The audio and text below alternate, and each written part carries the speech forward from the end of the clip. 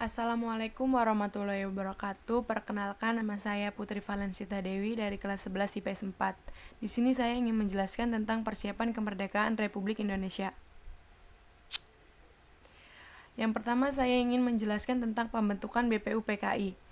Pada 1 Maret 1945 dibentuk BPUPKI, Badan Penyelidik Usaha-Usaha Persiapan Kemerdekaan Indonesia, atau dalam bahasa Jepang Dokuritsu Jumbi Chosakai, diresmikan pada tanggal 24 April 1945, diketuai oleh Dr. Rajiman Widyo Diningrat. Sebagai persiapan, BPUPKI melakukan 2 kali sidang. Sidang pertama pada tanggal 29 Mei sampai 1 Juni 1945 menghasilkan rumusan dasar negara Indonesia, yaitu Pancasila, oleh Mr. Supomo, Mr. Muhyami, dan Ir Soekarno. Dilanjut pada tanggal 22 Juni 1945 dibentuk Panitia 9, menghasilkan Piagam Jakarta. Sidang kedua pada tanggal 10-14 Juni 1945 menghasilkan rumusan Undang-Undang Dasar dengan pembukaan preambule.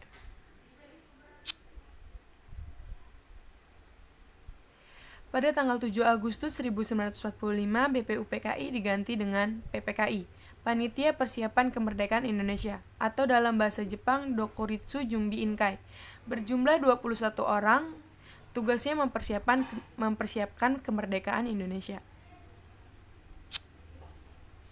Berita kekalahan Jepang, pengeboman kota Hiroshima dan Nagasaki tanggal 6 dan 9 Agustus 1945, mendorong Jepang menyerah tanpa syarat kepada sekutu. Pada tanggal 15 Agustus 1945, golongan muda mengadakan rapat dipimpin oleh Cairu Saleh, menghasilkan putusan dasar proklamasi Indonesia. Namun, terjadi perbedaan pendapat. Akhirnya golongan muda mengasingkan Bung Karno agar tidak terpengaruh oleh Jepang. Peristiwa Rengas Dengklok. Pada 16 Agustus 1945, pukul 4.30 waktu Indonesia bagian Barat, Soekarno-Hatta diasingkan. Ahmad Subarjo yang saat itu mencari diberangkatkan ke Rengas Dengklok untuk bertemu dan berunding. Perumusan naskah proklamasi. Dari Rengas Dengklok tiba di Jakarta pukul 23.30 waktu Indonesia bagian Barat. Soekarno-Hatta pergi ke rumah Laksamana Tashimeda sesuai usulan Ahmad Subarjo. Soekarno-Hatta menemui Mayor Jenderal Nishimura. Tidak ada kesepakatan dalam pertemuan tersebut. Kata proklamasi, pemikiran dari Soekarno. Kalimat pertama pemikiran dari Ahmad Subarjo dan kalimat terakhir pemikiran dari Hatta. Diberi saran dan sedikit perubahan oleh Sukami. Diketik oleh Sayuti Malik. Sukami memberi usulan ditandatangani oleh Soekarno dan Hatta atas nama bangsa Indonesia.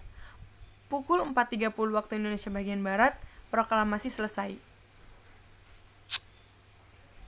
Proklamasi Kemerdekaan Indonesia. Proklamasi dibacakan pukul 10 waktu Indonesia bagian Barat di rumah Ir Soekarno. Pengibaran bendera dilakukan oleh Suhud dengan bantuan Sudanko Latif, dijahit oleh Fatmawati, istri Bung Karno.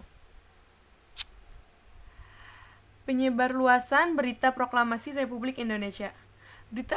Berita proklamasi disebarluaskan radio dan kantor berita Domai. Selain radio, penyebaran berita dilakukan lewat pers dan surat selembaran hampir seluruh Jawa. Pada 20 Agustus 1945 memuat berita proklamasi dan Undang-Undang Negara Indonesia.